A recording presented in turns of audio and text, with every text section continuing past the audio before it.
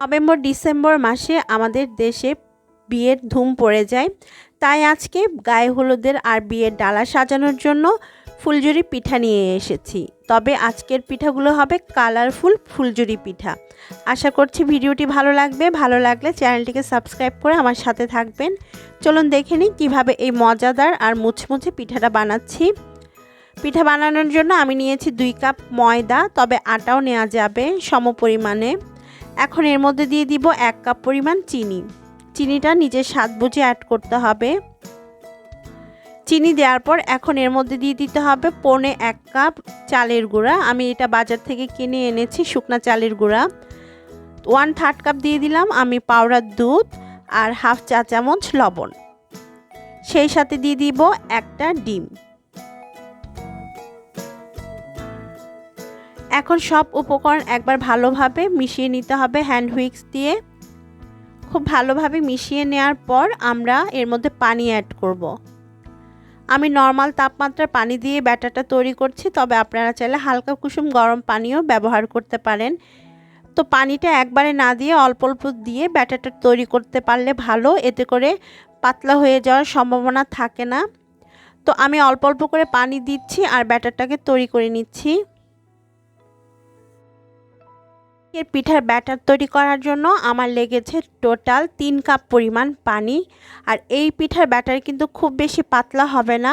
আমরা normally cake তৈরির batter যেরকম ঘন করে থাকি ঠিক তেমনটাই করতে হবে এই পিঠার ব্যাটারটা। দেখতে পাচ্ছেন খুব স্মুথ একটা ব্যাটার তৈরি হয়েছে এখানে। ঠিক এরকম ব্যাটারটা তৈরি করতে হবে। এখন এই ব্যাটারটাকে আমি সমান 3 ভাগে ভাগ করে নিব। এখানে আমি 2টা বাটি নিয়েছি আর বাটির মধ্যে আমি ব্যাটারটাকে ভাগ করে নিচ্ছি সমান 3 ভাগে। তারপর এই ব্যাটারের মধ্যে আমরা ফুড কালার অ্যাড করব।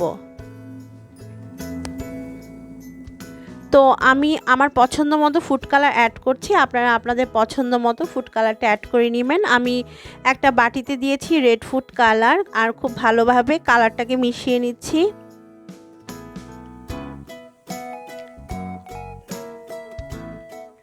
এরপর আমি দিচ্ছি ইয়েলো ফুড কালার।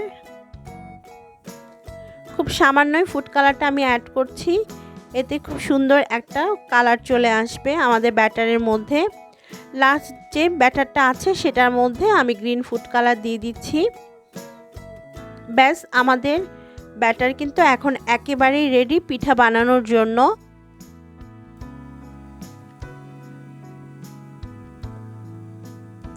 তো এখানে হচ্ছে আমি 3 ধরনের ব্যাটার নিয়েছি। 3 কালারের ব্যাটার এখানে আছে। এখন চলে যাব চুলাতে আমাদের পিঠাগুলো বানানোর জন্য। পিঠাগুলো বানানোর জন্য চুলায় আমি আগেই তেল গরম করতে দিয়েছি আর তেলটাকে ভালোভাবে গরম করতে হবে এই পিঠা বানানোর জন্য। আর লাগবে এরকম একটা পিঠার ছাঁচ। এই ছাঁচগুলো আপনারা যে কোনো ক্রোকারিজের দোকানে কিনতে পাবেন, 30 থেকে 40 টাকা এগুলোর দাম। আর এই পিঠা বানানোর জন্য এরকম একটা ছাঁচ অবশ্যই লাগবে। তেল গরম করার সাথে সাথে ছাঁচটাকেও তেলের মধ্যে রেখে গরম করে নিতে হবে, না হয়তো পিঠা কিন্তু উঠবে না। এবার পিঠার ব্যাটারের মধ্যে ছাঁচটাকে দিয়ে আমরা তেলের মধ্যে ছাঁচটাকে দিয়ে এরকম একটু ঝাঁকিয়ে নিতে হবে, এতে করে খুব সহজে ছাঁচ থেকে পিঠাটা বের হয়ে আসবে। ঠিক যেরকমটা আমি করে দেখাচ্ছি সেরকমভাবেই করার চেষ্টা করবেন, তাহলে খুব সহজে পিঠাগুলো ছাঁচ থেকে বের হয়ে আসবে। আর ভাজার সময় চুলার আঁচ আমি মিডিয়াম লোতে রেখেছি। তেলটাকে ভালোভাবে গরম করার পরে চুলার আঁচটা আমি কমিয়ে দিয়েছিলাম, মিডিয়াম লো করে দিয়েছিলাম। তো একটা পিঠা অলরেডি হয়ে গিয়েছে, সেমভাবে আমি আরেকটা পিঠা করে নিচ্ছি। প্রথমে ব্যাটারে খুব ভালোভাবে ছাঁচটাকে ডুবিয়ে তেলের মধ্যে পিঠাটাকে ছেড়ে দিতে হবে। আর এভাবে আমরা হাতলটা ধরে ঝাঁকিয়ে নিব, এতে করে খুব সহজে পিঠাটা ছাঁচ থেকে বের হয়ে আসবে। প্রতিবার পিঠা বানানোর পর ছাঁচটাকে তেলের মধ্যে গরম করে নিতে হবে, না হয়তো পিঠা ছাঁচ থেকে খুলবে না। এটা অবশ্যই আপনারা খেয়াল করবেন। তো আমি এভাবে 2টা পিঠা বানিয়ে নিয়েছি। এখন পিঠাটা ছাঁচ থেকে বের করার পরে ছাঁচটাকে আমি আবারও তেলের মধ্যে ভালোভাবে গরম করে নিব।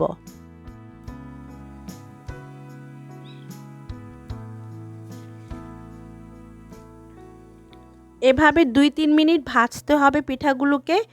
তো 2-3 মিনিট ভাজার পর পিঠাগুলো খুব সুন্দরভাবে ভাজা হয়ে যাবে, তখন তেল থেকে তুলে নিতে হবে। তো আমি একটা পিঠা এখন উঠিয়ে নিচ্ছি, এটা হয়ে গিয়েছে। এখন আমি হলুদ কালারের ব্যাটার দিয়ে আরেকটা পিঠা আপনাদেরকে করে দেখাবো। সেমভাবেই অলরেডি একটা পিঠা আমি চুলায় দিয়েছি, এখন আবারও সাসটাকে তেল থেকে তুলে ব্যাটারের মধ্যে ভালোভাবে ডুবিয়ে নিয়েছি। এখন ব্যাটারটা গরম তেলের মধ্যে দিয়ে একটু হাত দিয়ে ঝাঁকিয়ে নিচ্ছি, এতে করে খুব সহজে পিঠাটা সাস থেকে আলগা হয়ে যাবে। অন্য পাশে কিন্তু আমার আরেকটা পিঠা হয়ে গেছে, ওটাকে আমি তেল থেকে তুলে নিব। তো খুব সহজে কিন্তু তেল থেকে পিঠাগুলো তুলে নেওয়া যায়। আর প্রতিবার পিঠা বানানোর সময় আপনারা সাসটাকে তেলের মধ্যে ডুবিয়ে রাখবেন। এভাবে আমি পিঠাগুলো বানিয়ে নিব সবগুলা। এবারে আমি আপনাদেরকে 2 কালারের একটা পিঠা করে দেখাচ্ছি। আমি হলুদ আর সবুজ ফুড কালারের যে ব্যাটার ছিল দুইটা একসাথে মিশিয়ে নিয়েছি। তারপর ব্যাটারের মধ্যে খুব ভালোভাবে আমাদের পিঠার ছাঁচটাকে ডুবিয়ে তেলের মধ্যে পিঠাটাকে ছেড়ে দিয়েছি আর এভাবে ঝাঁকিয়ে নিচ্ছি। কিছুক্ষণ পরে দেখবেন এটা খুব সহজেই ছাঁচ থেকে আলগা হয়ে যাবে আর এভাবে খুলে যাবে। তখন একটা কাঁটা চামচ বা এরকম একটা লাঠি দিয়ে বা কাঠি দিয়ে আপনারা এটা ছাঁচ থেকে বের করে নিতে পারবেন। তারপর 2-3 মিনিট মিডিয়াম লো হিটে রেখে ভেজে নেবেন, খুব মচমচে পিঠাগুলো ভাজা হয়ে যাবে।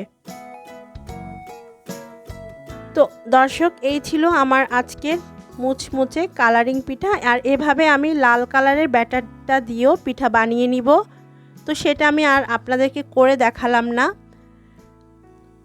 দর্শক, এখানে আমি সবগুলো পিঠা বানিয়ে নিয়েছি একইভাবে, যেরকমটা আমি আপনাদেরকে বলেছি সেরকমভাবেই। আর দেখতে কতটা সুন্দর হয়েছে আপনারা তো দেখতেই পাচ্ছেন যে পিঠাগুলো কতটা সুন্দর হয়েছে আর এগুলো কতটা মুচমুচে হয়েছে সেটা আমি আপনাদেরকে একটু ভেঙে দেখাচ্ছি, তাহলে আপনারা বুঝতে পারবেন। দেখুন কতটা মুচমুচে হয়েছে।